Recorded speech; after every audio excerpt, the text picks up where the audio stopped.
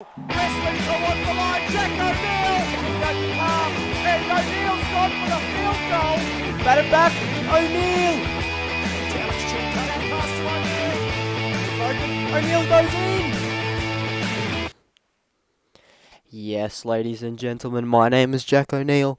Welcome back to the Be The Player podcast. It is episode number 2, and it's been a big week. Of course, State of Origin Game 2 is done and dusted. New South Wales came away with the victory. I'm going to share all my thoughts on that game. We've got another installment of the agenda. I'm going to talk about Joey Kelly, Pete Veretto, Luke Malkus, Isaac Edwards, Kane Chapman-Kenny, and of course Jordan Williams. Those are going to be the 6 stories that I'm going to go through. We've also got our first edition of the sit down this week. I talked to Penrith Panthers dummy half Mark Lee about their season, making his State of Origin debut, and other things around the league. And we will go through our mid-season reviews. Of course, we did the bottom 4 last week. This week we will be going through all 4 teams at the top of the ladder. It's going to be a big one, guys. Let's get into it with our match review.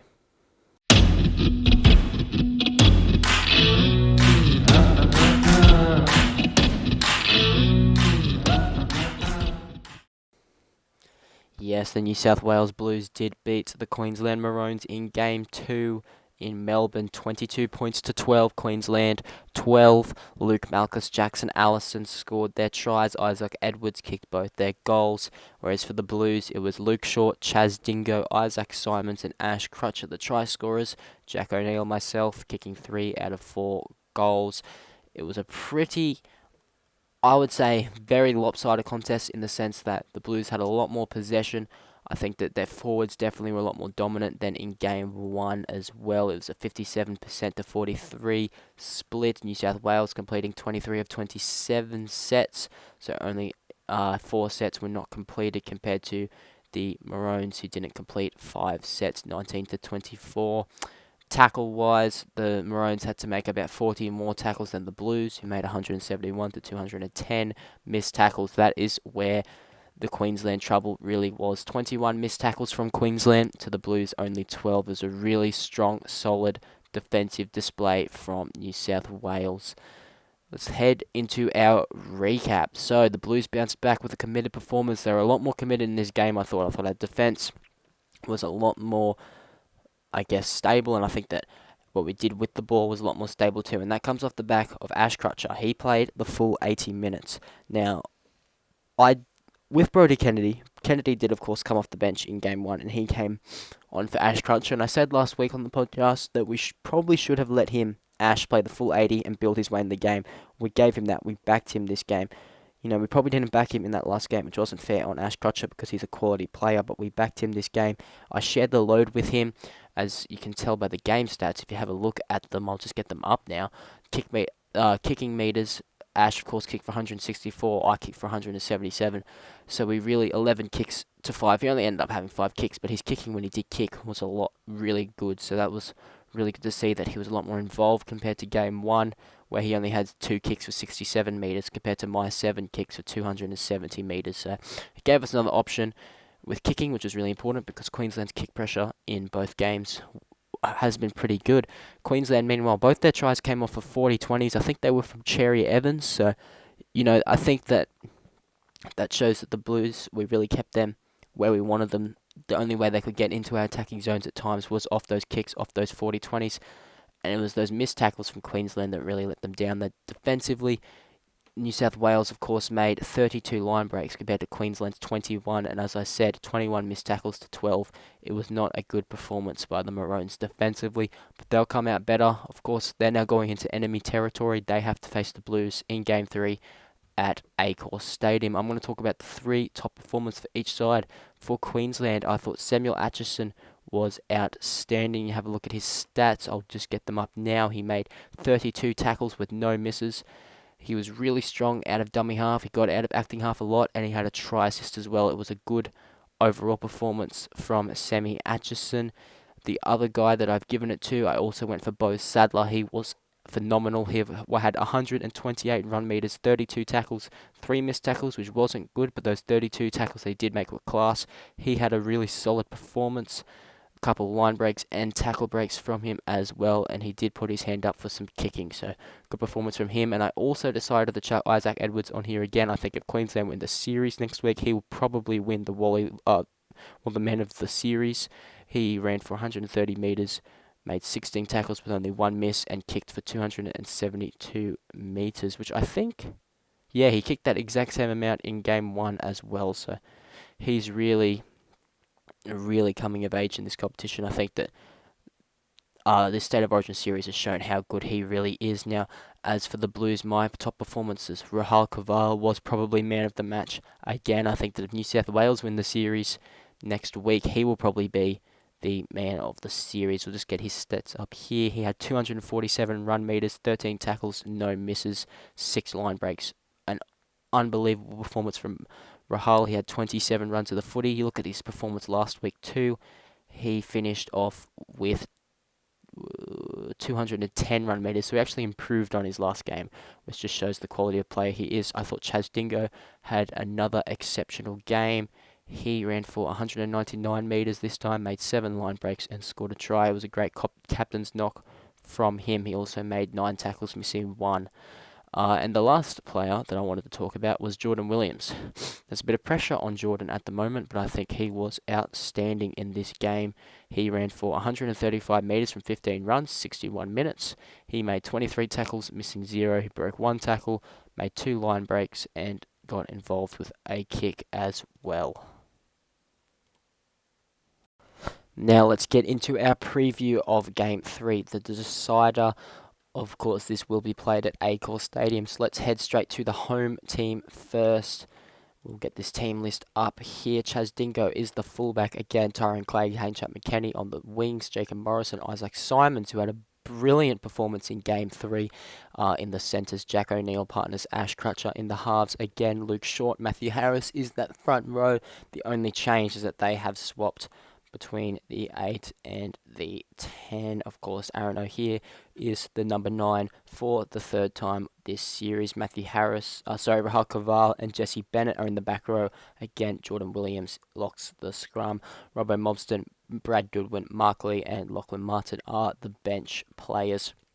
Now, Queensland, they made some huge changes for this game. Let's have a look. Liam Ryan is back at fullback, replacing Luca Moscow, who moves back to the wing. He will partner Joey Kelly there.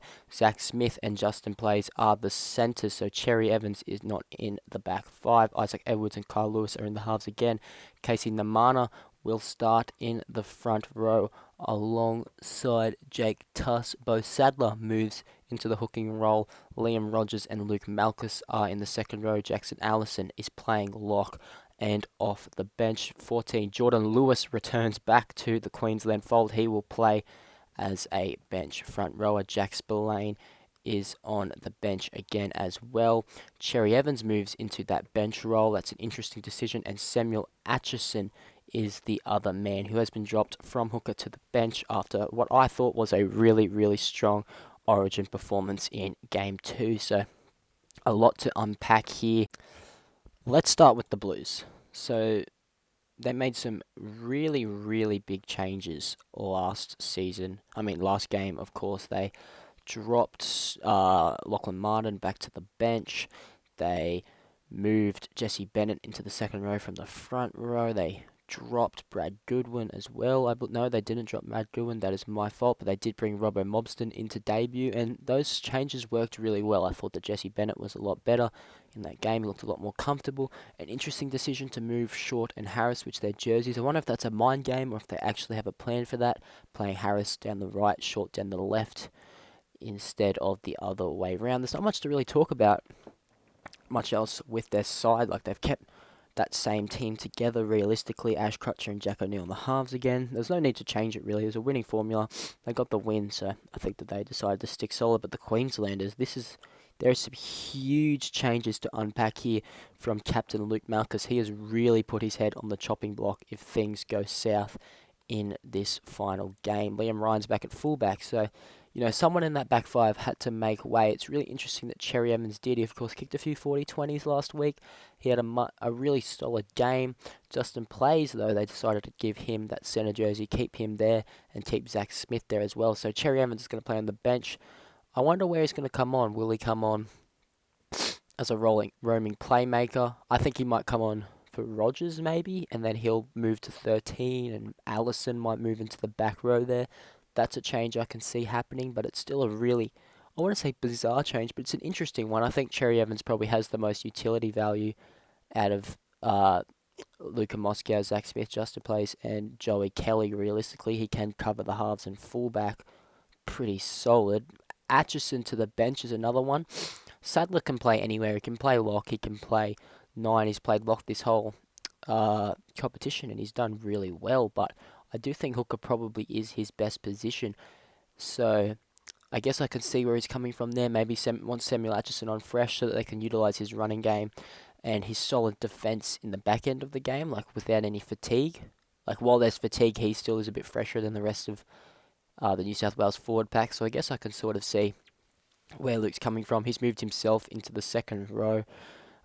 He's given Casey Namana and Jake Tuss the jersey. So Casey Namana has started from the bench in the first 2 Origin games. He will get his first starting jersey in State of Origin. So congratulations to Casey and his family. That's a huge achievement for him. But let's get into the game. It's going to be an interesting one. I do think that Queensland, they've realistically been read off now, aren't they? Like, they lost by a big margin. They've made heaps of changes. So it's easy for us to go, New South Wales will win this game. It's at home, but Queensland love that. They feed off this. It's been a really typical Origin series, if I'm honest. Queensland outplaying and out-enthusing New South Wales in Game 1, and then Game 2, things don't quite go to plan, so they fall back to Game 3, and it looks like the Blues are starting to, really build some momentum, but they'll cut it off. So I do think that this is going to be a really tight contest. I think there's not going to be many points in it at all, but I will go with New South Wales to win this game. I think Ash Crutcher will kick a match-winning field goal. I think this is his big chance to, stamp his authority as the best half at South Sydney against Isaac Edwards, but also one of the best halves in the game, and show that he does deserve to be in the rep arena. Of course, he's played 2 games of rep footy now. In Game 1, he really struggled, whereas Game 2, he showed some really good signs. So I think it is biased, but I do think New South Wales will get the victory in Game 3.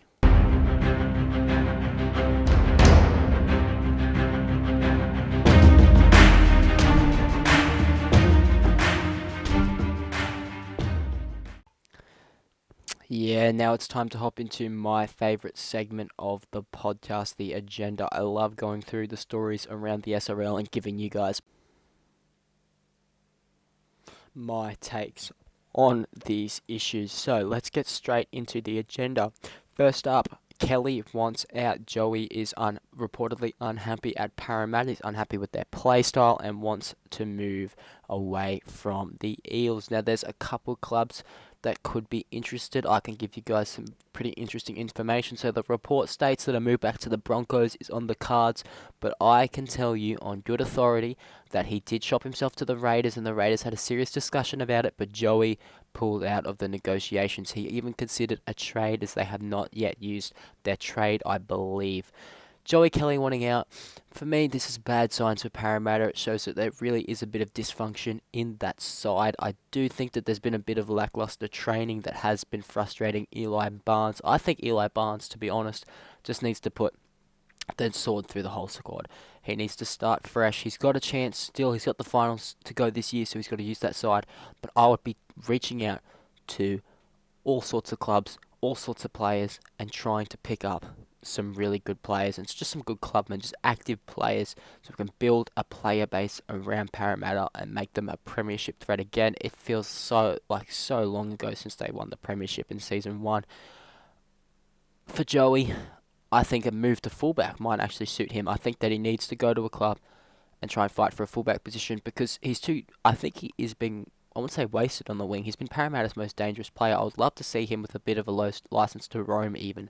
I think Parramatta probably could bring that on board for Joey, but where does Joey even fit? I mean, he's a player that demands a high salary, as he is one of the best in the SRL, but he is stuck on that wing. He's a winger who hasn't played any games at fullback. He's played a bit of footy at fullback for Queensland on the weekend. He moved back there, but I'm not too sure where he fits. I'm really unsure as well. I think maybe Penrith, but I think they need to invest in other positions for that money. I could see him going to the Cowboys. I think he might fit there. He might be a really good fit for a guy like Cambolo, like just to teach him a little bit more about the game. But they have got Tyler Moscow there, who's doing a fabulous job. Canberra, I guess they've got that young Dominic Toretto there at the moment, so he could fit there. Of course, he was keen on going to the Raiders, but the Raiders have also got Corey Bell, who has had some off-field issues at the moment. I'm not too sure where Joey fits in. I want you guys to let me know where you think Joey Kelly should try and go, what club you think needs him, and what club you think Joey Kelly needs as well. I think that's a really interesting topic to talk about. Now, our next story is another player reportedly wanting out of their club. It's Pete Veretto. Apparently, he's unhappy that he has to share that captaincy role. Very, very interesting. I can tell you that the report stated that the Parramatta Eels are very keen on Pete Veretto's services.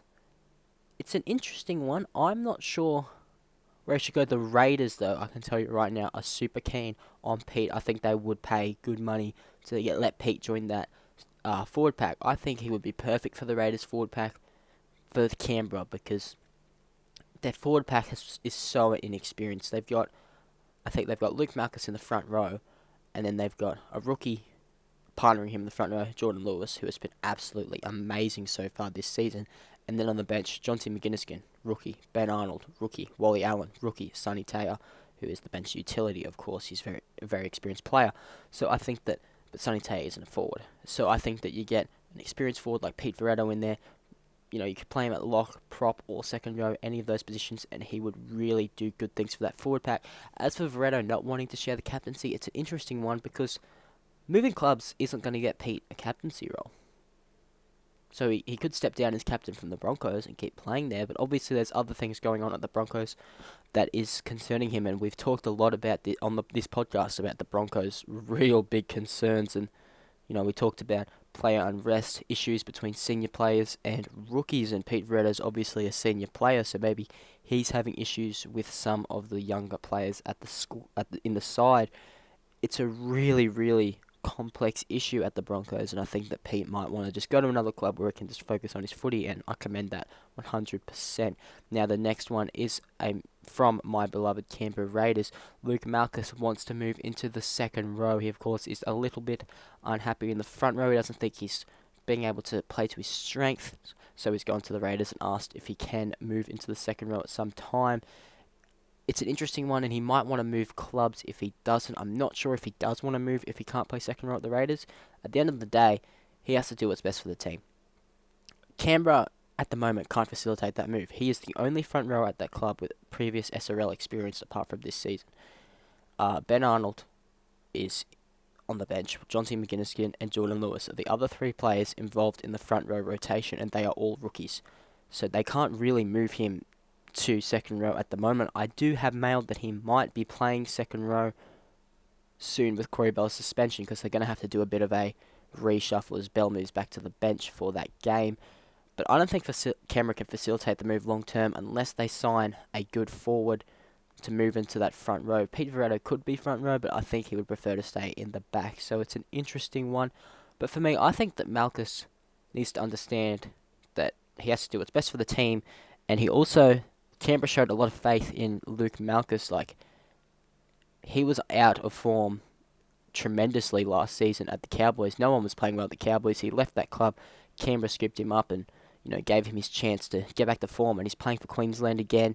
And things are going pretty well for him. So hopefully he repays the faith. Hopefully he doesn't leave Canberra. But hopefully Canberra can sign some experienced props, you know, to help those young talents that are going to be so great for our game, like the Jordan Lewises. And Luke Malkus can move to that second row position. Isaac Edwards, he is our next story. Is he the man for us, the Australian halves? Like, I will talk about it later in my mid-season review, but I actually think he's probably been South Sydney's best player, and he's not getting any raps until now, until State of Origin. State of Origin's put him on the map. Even in Game 2, he was really strong. He had a really solid game. So I think he's actually the front runner. I think he's the front runner to play 6 or 7 for Australia. But that begs the question now, who joins him? In the Anzac Test, it was myself on the bench, Liam Ryan and James Thorne were the halves. Liam Ryan's moved into a fullback role, so can he slot back in that halves role? I'm not too sure. And then the other guy, James Thorne, is obviously out of form, so there's definitely a spot up for grabs in the halves for Australia. But right now, I think unless something tragic happens for the rest of this season, I think Isaac Edwards probably should be the half for Australia. And partnering him, another guy, Kyle Lewis, he's been in great form. They've played together in that Queensland Origin side, so maybe you give Kyle a shot at the halves for Australia. It's a really good headache for Jackson Allison to have, in my opinion. Now, Kane Chapman-Kenny, they called Origin to make or break for him. Of course, I wrote this story down in my notes before Game 2 happened, and he was solid in Game 2. He obviously, again, didn't quite have that impact that we expect from him, but that's just state of origin. He doesn't have the space he does in club footy, but he was a lot better. So I think that he's obviously has kept his Origin jersey for another week, and I think that with a strong performance in Origin 3, he'll definitely be in the Australian squad in the future. And the last move that I want to talk about, Jordan Williams, he's been in the Origin side, but he is out of form. He is struggling for confidence at Penrith, and that begs the question, is it time for him to make a move again? Now, Redfern, I do know that South Sydney are pretty keen to get him back to Redfern. I think that he'd be a really good asset for them. We know how good Jordan is, but whether or not he would leave Penrith, I think that he's a pretty loyal dude. So it's a really interesting dilemma, or just a really interesting story brewing here. I think that this is one that you've got to keep a closer eye on after Origin and a few weeks into the resumption of the SRL season as we head towards finals. Those are our 6 stories today on the agenda. Next up, I sit down with Mark Lee to discuss the Penrith Panthers season so far.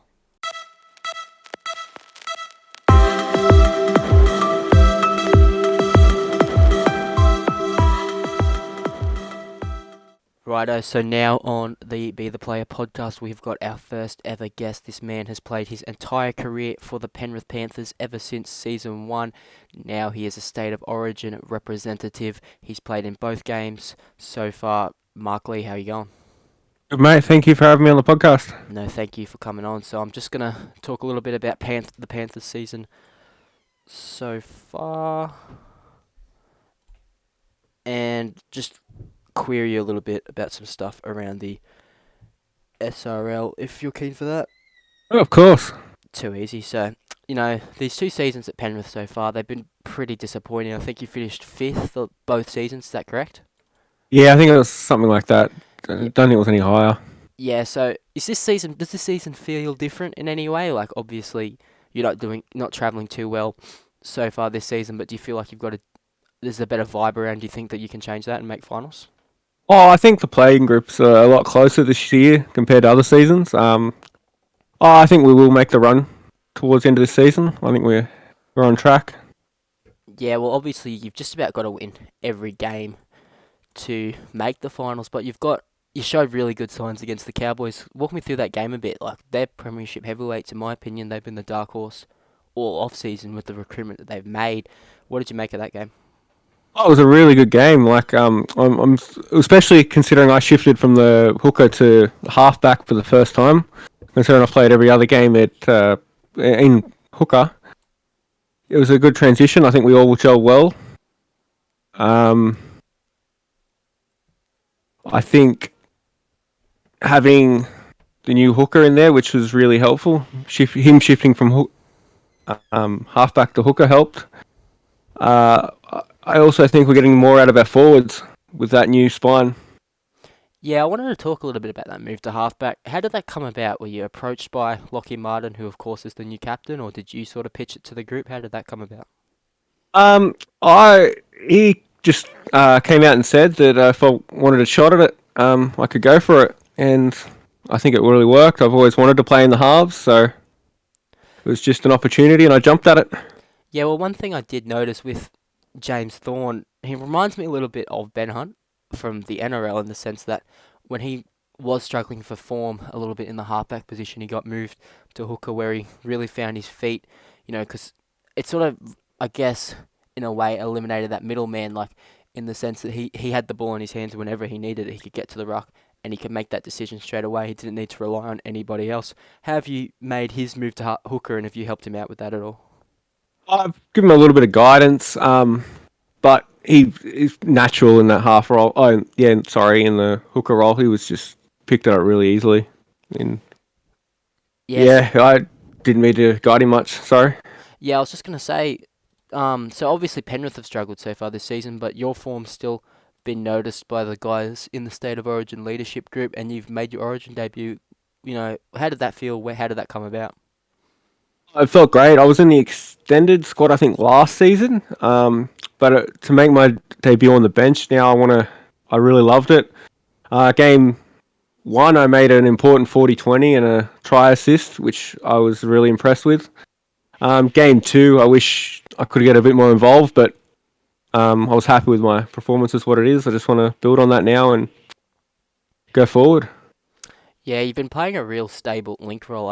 I've seen, and I've appreciated just the fact that you've been able to go in there, jump in the middle, and your ball playing in the middle has been really invaluable at the back stages of those games. How do you think Game 3 is going to go though? Back at home, we haven't had a home game yet at Acor Stadium, and it'll be I guess, how are you feeling moving into that game? Liam Ryan obviously coming back for Queensland. I think we're going to have the edge. I think especially if our halves or you and the other, Kutcher. Yeah, Crutcher. I'm having a mind blank, but yeah, I think yeah, with him, he's really click last game, and I think that it's going to be a really good game. And I think we will get out on top. What type of message has Chaz Dingo given you? Obviously, playing that bench role. What's sort of your role in the team, and what does he expect from you in Game 3?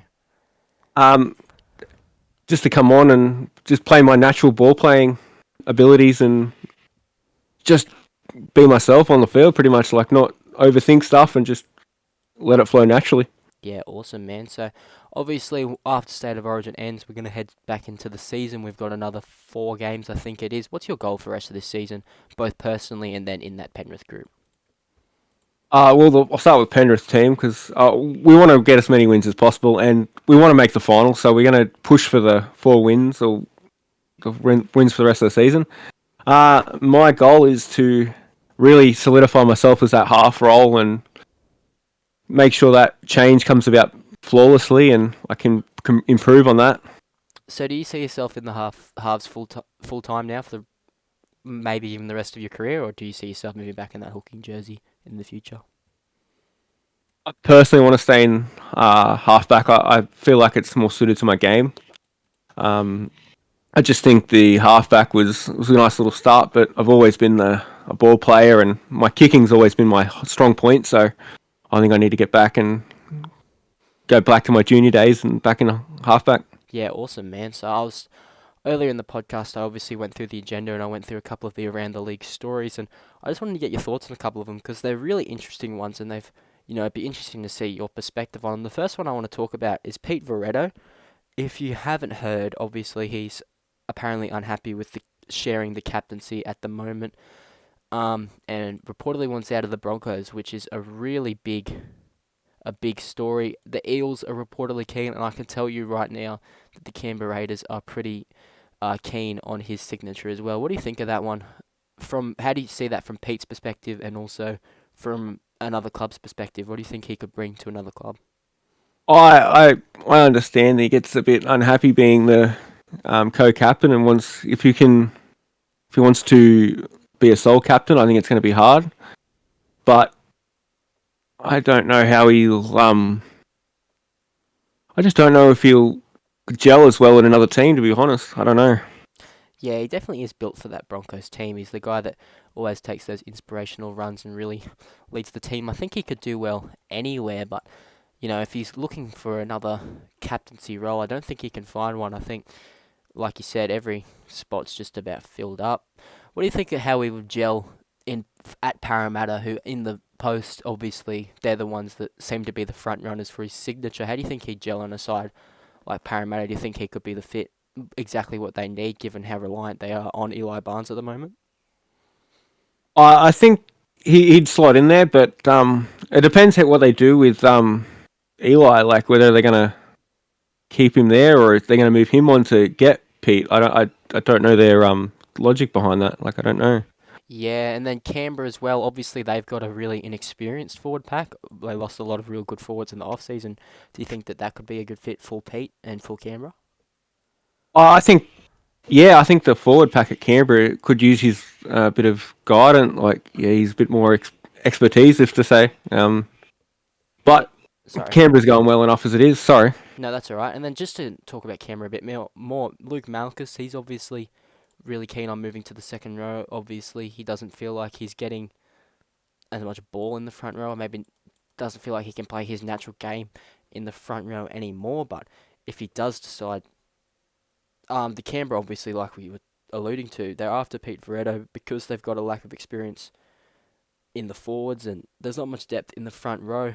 You know, do you think the Malkus should repay the faith that Canberra gave? Obviously, he was at the Cowboys captain last season and really struggled. Or do you think that, fair game, if he wants to play in the second row, they should facilitate that move? I think you got to do what's best for the club at the end of the day. Like, you're a part of the team, and if the team wants you to stay in the front row for that bit of experience, you got to do what the team. Got to go with the team, I reckon. But that's just me. Yeah, well, with the Corey Bell suspension, I think he'll get his chance in the second row in the coming weeks. Now, obviously, Jordan Williams, your teammate, member of the... No, he wasn't a member of the leadership group, sorry, but he's a little bit... He's out of form at the moment. He's had some strong performances in Origin in the past few weeks, but he's still not quite at his normal form, and reports are obviously circulating that South Sydney are keen on luring him back to Redfern. What are your thoughts on that?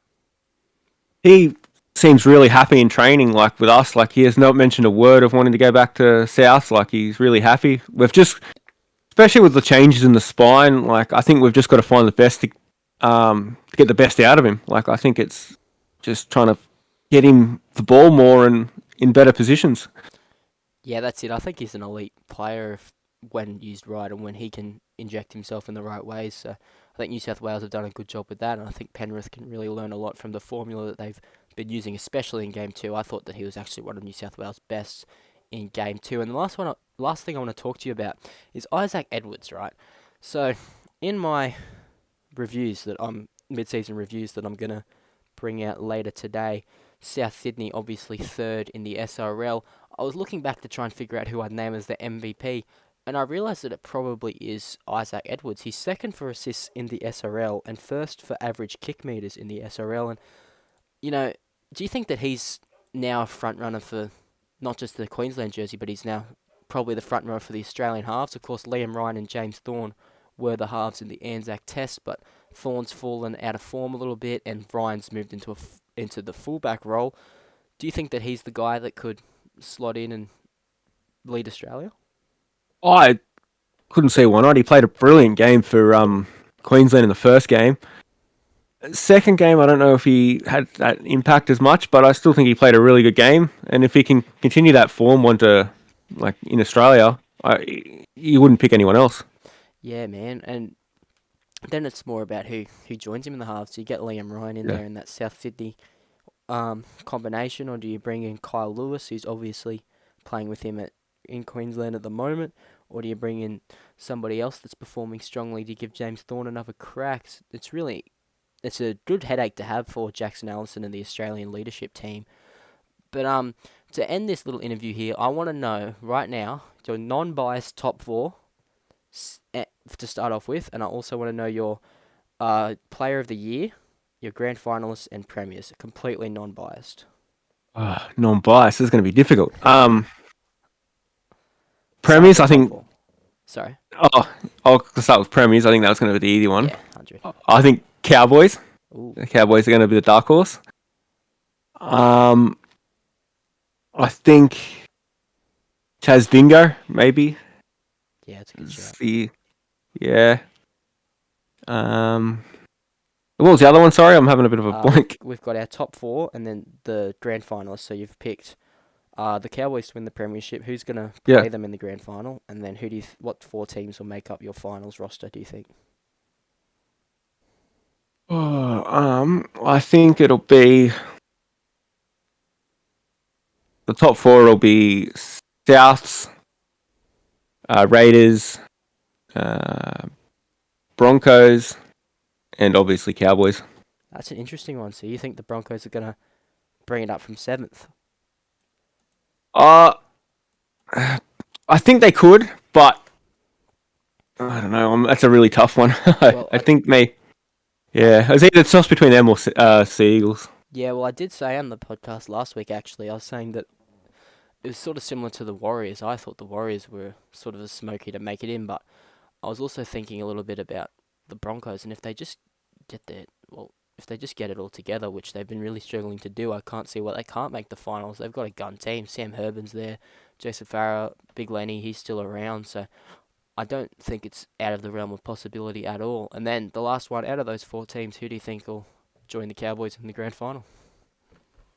Uh, it's a toss up between the Rabbitohs and the Raiders, I reckon. Yeah, I think they're both. Hopefully, the Raiders are primed for a good season, but I think South's just slowly inclining and becoming better and better and better, and I think they will peak around finals time. Mark, thanks for coming on at late notice and jumping on for this interview, man. I really do appreciate it. Good luck for the rest of the season. Thanks, mate. Thanks for having me on.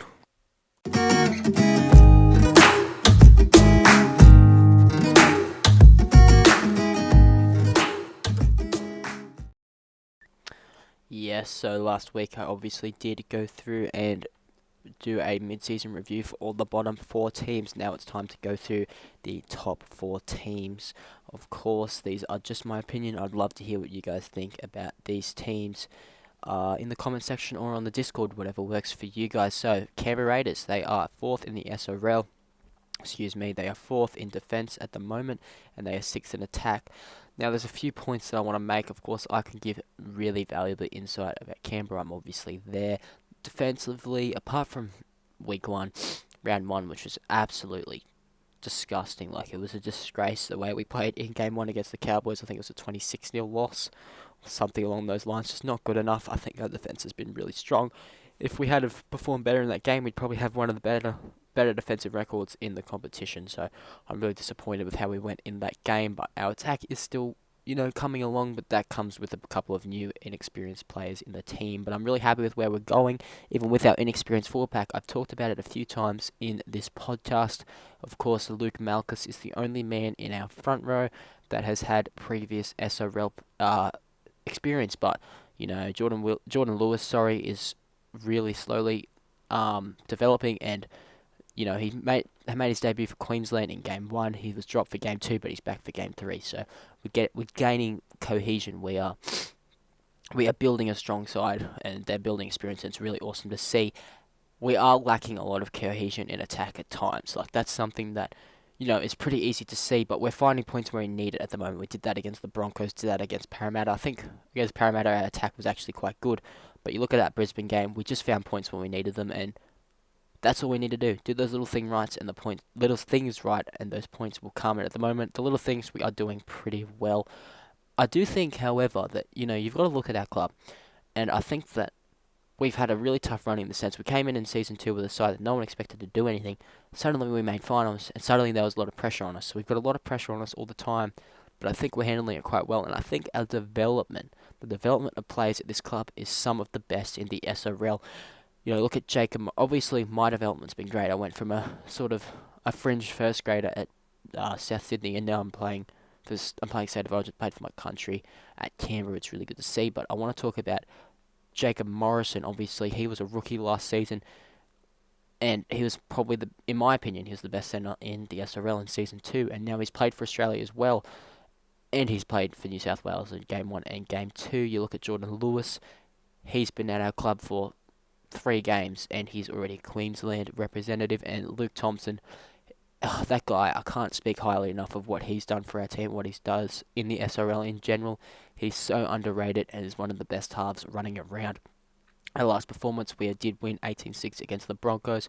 I thought our defence in that game was outstanding. We had plenty of times on our line where we threw the back and pushed them back and pushed them back and kept them out. So I was really happy with that game overall. And I think, like I said, it did show that we lack cohesion in attack with the footy at times, but we are building, and I think we can make a good push to finals if we just keep on building and just keep that effort there. We just got to keep doing those little things right and keeping those little effort areas, and I think we'll be okay.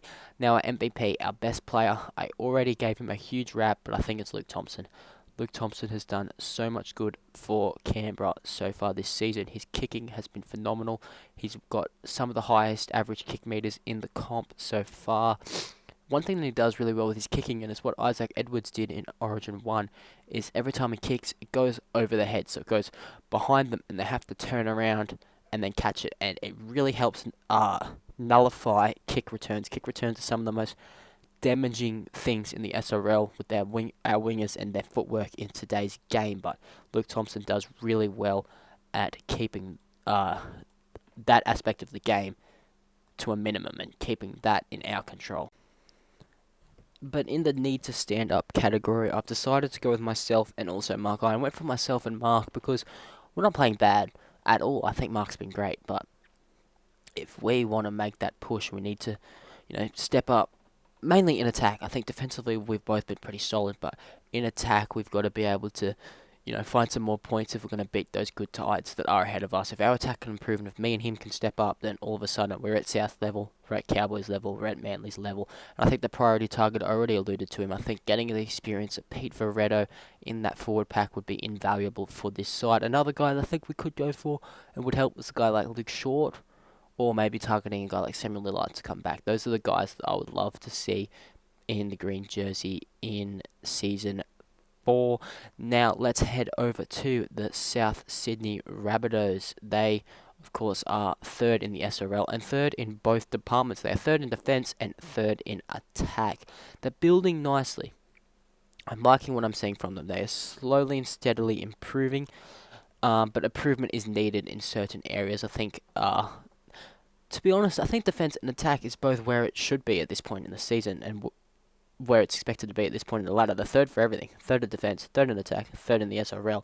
I think their forwards probably do need to step up a little bit, get them into a little bit of better field position. They tend to lose that forward battle sometimes, but I think if they can sort that out, they'll definitely be a contender. I think letting go of Joe McCartney, I understand why they did it. They wanted to get a better forward at the club, get a bit more grunt in there, but I just think he has such a good impact on the game when he comes onto the field. Their last performance... we'll head to this, as well. They're above the rest of the comp, right? They are above all other... the other teams, so Canberra and the bottom 4. So the bottom 5 teams, the 5 teams below them, they're definitely above, but they're still quite a far away from North Queensland and the Sea Eagles. They are third in defence. The Cowboys aren't second in defence, but they are second in attack, and Manly are first in attack. So their attack is below theirs, and they're still below Manly in that defensive standard as well. They lost their last performance, 24-10, lost to Manly. So, it's an interesting one. We don't know if South are necessarily the real deal just yet, because they clearly struggled against a top team, and in that grand final rematch, it's important that you've got to, get up for those grand final rematches. It's pretty hard not to be able to get up for grand final rematches. I'm sorry, but they've got North Queensland next in the first game back as well. So, it's going to be a really, really big contest, and it's going to be really, really good to see. Now, their MVP, Isaac Edwards, he's the guy that I picked for it, and I didn't realise how good he was playing until I went back and watched those games, looked at his stats after State of Origin Game 2, and Game 1, and I realised he's just flown under the radar. He's second for try assists in the SRL and first for kick meters, average kick meters. He's been phenomenal.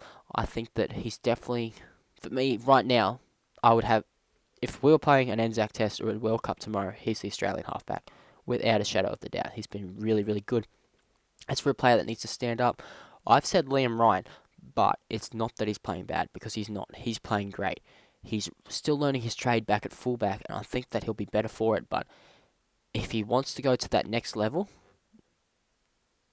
if South want to go to the next level, then he needs to lift to get them to that next level, and I think he will keep lifting. I think that he will keep performing strongly, and he'll keep on getting more and more confidence in that fullback jersey, keep on connecting better with his halves, and I think that it's going to play dividends at the end of the season if they just keep that spine together. Now, their priority target, for me, I was talking about the fact that they can lose their way in the forwards. I think that signing a guy like John Nanai would be huge for them. John needs a fresh scene for me. I think he needs to find himself again. So if he goes to a club like Souths where he has to fight for his jersey once again, I think that would be great for him, and I think he'd be great for South. I think he'd be a really good leader for them, the former Warriors captain. Now, the North Queensland Cowboys. They're an interesting one.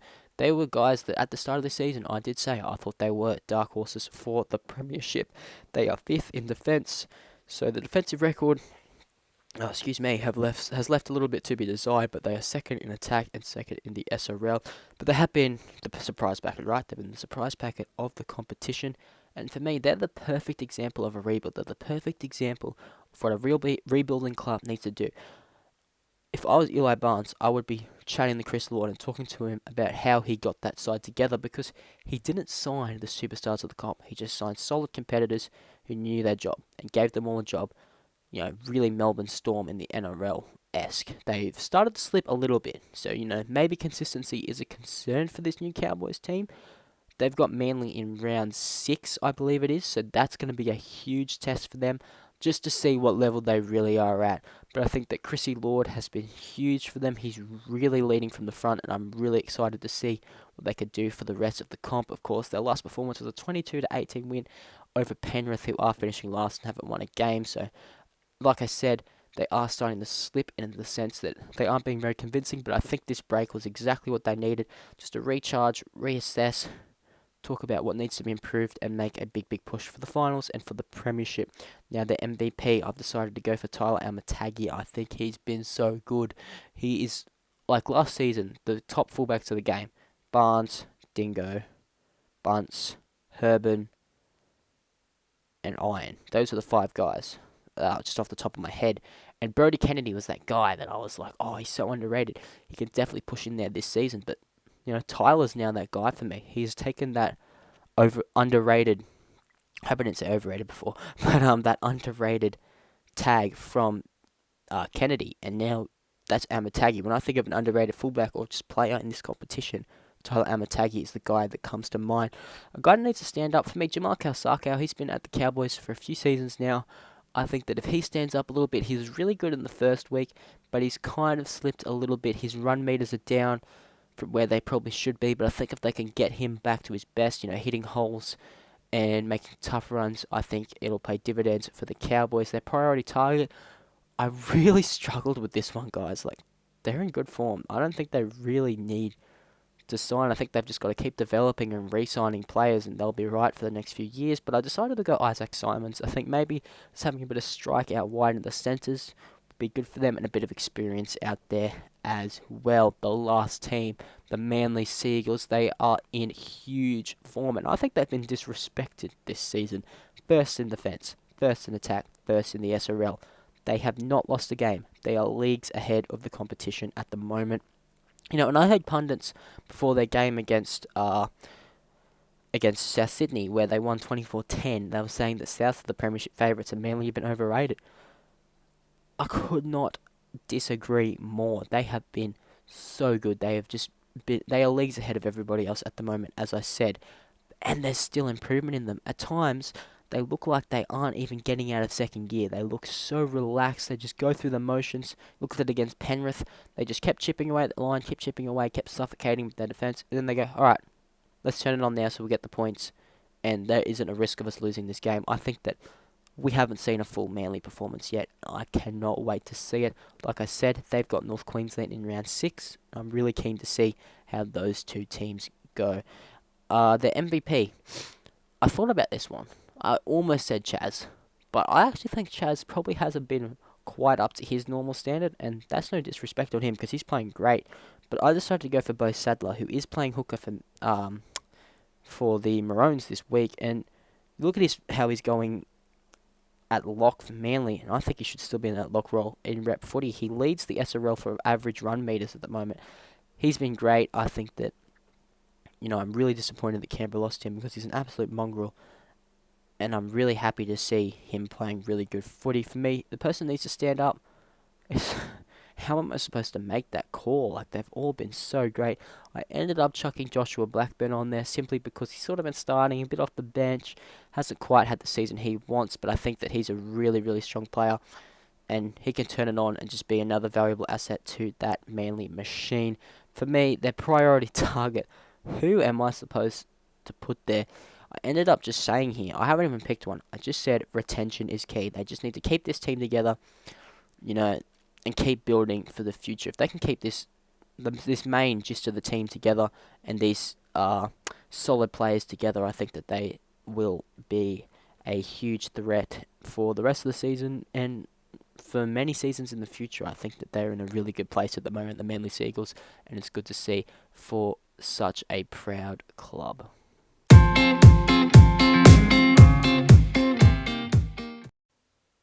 Yeah, that's all we're going to have time for tonight on the Be The Player podcast. I'm sorry, guys, if this wasn't to my normal standard.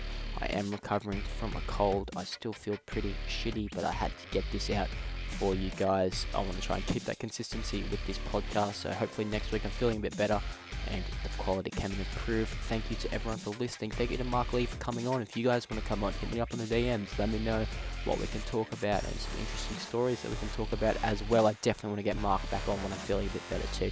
He was a great speaker. Next week we're going to go in depth on Origin 3 preview, round 4 of the SRL. Of course, the agenda as always, and I'm also going to throw in a Q&A in there. I hope so. It's going to be a really big podcast. Hopefully you guys can join me. Thank you so much for being a part of this. I'll see you all later. Peace out.